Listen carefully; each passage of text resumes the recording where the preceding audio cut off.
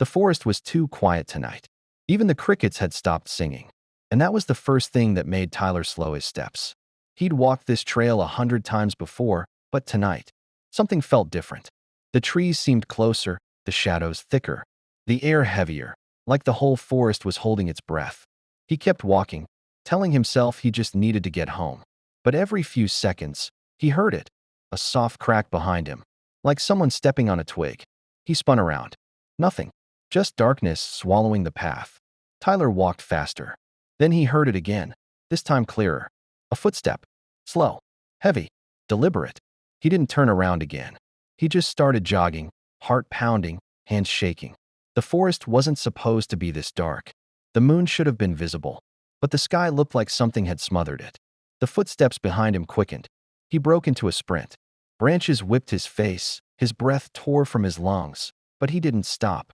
The footsteps grew louder, closer, like whoever, or whatever, was behind him was no longer trying to stay hidden. Tyler's eyes caught a faint light ahead. Home. He pushed harder.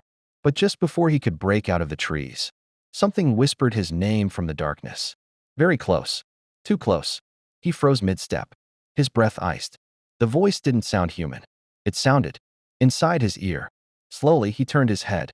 There, in the black between two trees, were two pale eyes, wide, unblinking, and far too high off the ground to belong to a person. The creature didn't move. It only stared. Then it spoke again. The same voice. The same whisper. But this time, it used his mother's voice. Tyler ran. He didn't look back, not once. He burst out of the forest and slammed his door behind him. Only when he turned to lock it did he see something that made his stomach drop. A handprint. On the outside of the glass. A wet, long-fingered handprint, still dripping. The forest never made noise again after that night. But sometimes, when his house gets quiet, he hears his name whispered from the trees.